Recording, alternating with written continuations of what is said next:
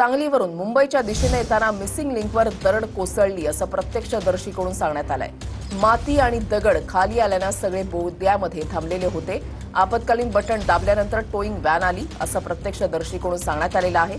Missing लिंकवर दरड कोसळली। प्रत्यक्षदर्शी TV9 मराठीवर। या प्रत्यक्षदर्शीनं TV9 मराठीला ही सविस्तर माहिती दिलेली आहे। मिसिंग लिंकवर ज्या वेळेला ही दरड कोसळलेली होती त्यावेळेला नेमकं काय झालेलं होतं, काय परिस्थिती होती याची संपूर्ण माहिती या प्रत्यक्षदर्शीनं TV9 मराठीवर दिली। ट्रकवरती चढलो आहे ट्रॅफिक दाखवण्यासाठी। हे बघा आमच्या मागे तुम्ही बघू शकता ट्रॅफिक किती आहे। मागचा कॅमेरा गाडी दाखवली। हे बघा या साईडला पण बघू शकता तुम्ही किती। ही आमची गाडी आहे इर्टिगा।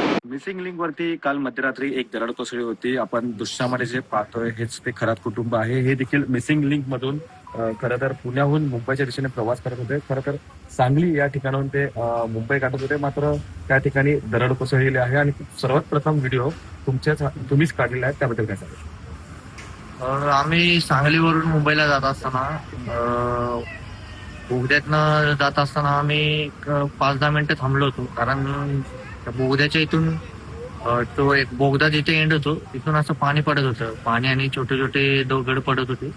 आम्ही विचार केला की जर क्रॉस केलं तर गाडीवरती दगड वगैरे पडतील छोटे छोटे, किंवा काचेवरती पडेल, नुकसान वगैरे होईल। आम्ही थोडा वेळ तिथे थांबलो आणि एक 5-10 मिनिटांनी मोठा दगड असे मोठे मोठे किती दगड पडले ते म्हणजे सांगता येणार नाही। दगड एक मोठा असा दिसत होता दगड, आणि तो डायरेक्ट कमानी। जेव्हा ती दरड कोसळली तेव्हा त्या खालून कुठल्या गाड्या वगैरे गेल्या? नाही, गाडी नव्हती कुठलीच, कारण ते माती आणि दगड छोटे छोटे पडत होते म्हणून सगळे बोगद्यातच स्टॉप झाले होते। नाही, तुमची गाडी तुम्ही आधी स्टॉप केली होती का ती दरड अशी पडताना दिसली तेव्हा स्टॉप केली होती? आधीच एक 100 मीटर मागे स्टॉप केली होती गाडी। पाणी धबधब्याचं वाहत होतं आणि थोडे थोडे दगड पडत होते वरून। त्यानंतर काही पोलीस स्टेशनला कॉल करण्याचा प्रयत्न वगैरे केला? कॉल तर प्रयत्न केला नाही। तिथे एक इमर्जन्सी बटन वगैरे आहेत ते प्रेस केलं, आणि एक टोचनची गाडी आली होती। आम्हाला वाटलं इमर्जन्सी वगैरे पोलिसाची गाडी वगैरे येईल, पण ती टोचनची गाडी आली होती। एक अनर्थ टळला म्हणला काही हरकत नाही? हो, अनर्थ टळला असं मला वाटतंय। तुमच्या गाडीमध्ये एकूण किती जण होती? आम्ही 7 जण होतो फॅमिली। हे आम्ही भावच आहेत माझे। आम्ही अजून एक 3 जण होते आणि एक छोटं बाळ होतं। अशा किती गाड्या मग त्या ठिकाणी थांबल्या असतील अंदाज तसं सांगता येत नाही। आम्ही बघितलं तर 5-10 गाड्या होत्या, आणि ट्रॅव्हल्स वगैरे 4 व्हीलर वगैरे अशा गाड्या होत्या युटर्न वगैरे करून। मग तुम्ही युटर्न मारून वगैरे मग तुम्हाला किती वेळ लागला की त्या मिसिंग लिंक बसून पुन्हा युटर्न मारून घरी जाण्यास? युटर्न घेऊन आम्ही परत एक्सप्रेस वेने जाताना तिथे आम्ही लोणावळ्या घाटात एक 5-6 तास तिथे थांबलो होतो। लोणावळ्या घाटात पूर्ण ट्रॅफिक क्लिअर होतं। परत तिथून खालापूरच्या टोल नाक्याच्या अलीकडे म्हणजे ते फूड मॉल आहे तिथे एक तास गेला आमचा ट्रॅफिक क्लिअर व्हायला। आणि आपल्या सोबत एक महिला देखील होती। हो, अडचणीचा सामना करावा लागला काय? अडचणीचा सामना तर खूप करावा लागला। पाणी प्यायला भेटलं नाही, छोटस बाळ होतं, तसं पाऊस पण जास्त होता। नागरिकांनी किंवा पोलिसांनी त्या घटनास्थळी आल्यानंतर कोणी मदत करण्याचा प्रयत्न केला का?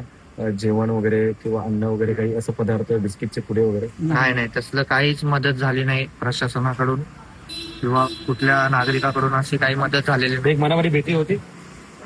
भीती खूप होती। पाऊस मोठ्या प्रमाणात कोसळत होता आणि आजूबाजूला लोणावळा पूर्ण भरलं होतं, आता देखील भरलं। दुःख वगैरे खूप होते, कारण कसं लेडीज होते ते, म्हणून त्यांना गाडीच्या बाहेर यायला जमत नव्हतं, म्हणजे पाऊस वगैरे खूप पडत होता। धन्यवाद। आपण हे पाहतो की खरं भीतीचं वातावरण देखील आमच्या मनात निर्माण होतं। आमच्या गाडीमध्ये महिला देखील होती। खरं तर कोणी आम्हाला विचारलं देखील नाही, कारण की आपण पाहतोय की मोठं आर्थिक संकट तिकडे निर्माण झालं होतं आणि काही गाड्या होत्या त्यांनी युटर्न मारले आणि चक्क 7 तासानंतर या कुटुंबाने नवी मुंबई गाठलेले आहे याच्याची आपण खास बातचीत केलेली आहे. कॅमेरा पर्सन अथर्वसह मी रविकर, TV9 मराठी, नेरूळ, नवी मुंबई. मुंबई